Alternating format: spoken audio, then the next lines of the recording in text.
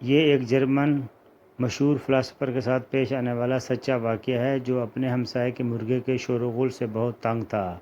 جب یہ مرغا شور مچاتا اس کی ساری سوچیں درہم برہم ہو کر رہ جاتی اور اس کے تحقیقی کاموں میں خلل پڑتا۔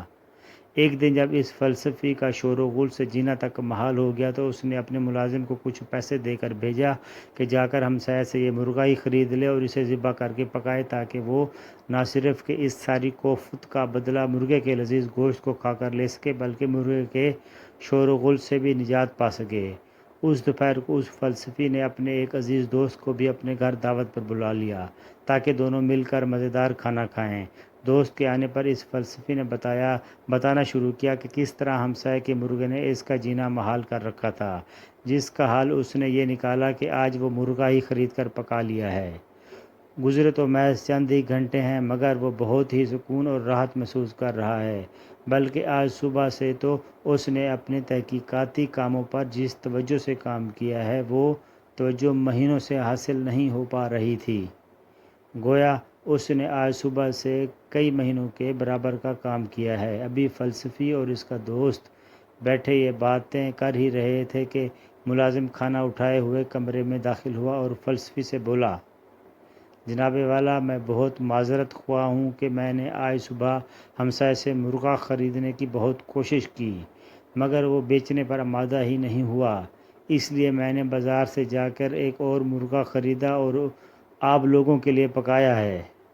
فلسفی نے حیرت سے اپنے ملازم کی باتیں سنی اور غور کیا تو واقعی ہمسایوں کا مرغا تو اب بھی اپنی پوری آب و تاب کے ساتھ اذانیں دے رہا تھا۔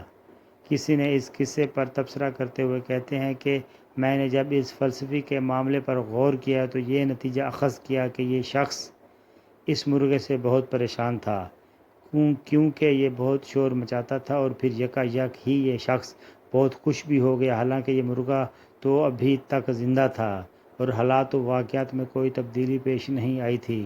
گویا تبدیلی خود انسان کے اپنے اندر پیدا ہوا کرتی ہے۔ یہ انسان کی اندرونی کیفیت ہی تھی جس نے اس فلسفی کو اس مرغے سے پریشان کر رکھا تھا، اور پھر یہی انسانی اندرونی کیفیت ہی تھی جس نے اسے خوش کر دیا تھا۔ اگر یہ خوشی خود ہمارے اپنے ہاتھوں میں ہے تو کیوں ہم اسے دوسروں سے مانگتے پھرتے ہیں؟ اور اگر یہ خوشی اتنی ہی قریب ہوتی ہے تو پھر ہم کیوں اسے اپنے آپ سے دور کر رہے ہوتے ہیں؟ ہم مرغے کو صرف اس لیے ذبح کر ڈالنا چاہتے ہیں تاکہ اس کے شور سے راحت پا سکیں۔ اگر اس مرغے کے ذبح ہونے کے بعد اس کی جگہ 100 اور مرغے آ گئے تو پھر ہم کیا کریں گے؟ کیونکہ یہ دنیا ایک آدھ سے نہیں ایسے کروڑوں مرغوں سے بھری پڑی ہے۔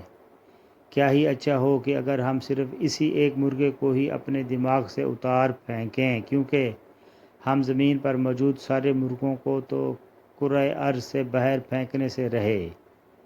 اگر ہم سارے مرغوں کے منہ بند کرنے کی استطاعت نہیں رکھتے تو اپنے کانوں کو بند کر لینے کی عادت کیوں نہیں ڈال لیتے؟ ہم اپنے احساسات کو ناپسندیدہ عناصر سے متاثر ہونے سے عاری کیوں نہیں کر لیتے؟ ہم اپنے گرد ایک غیر مرئی سی دیوار ہی کیوں نہیں کھڑی کر لیتے جو ہمارے ناپسندیدہ محسوسات کے ہاتھوں زخم آلود ہونے سے بچاتی ہے؟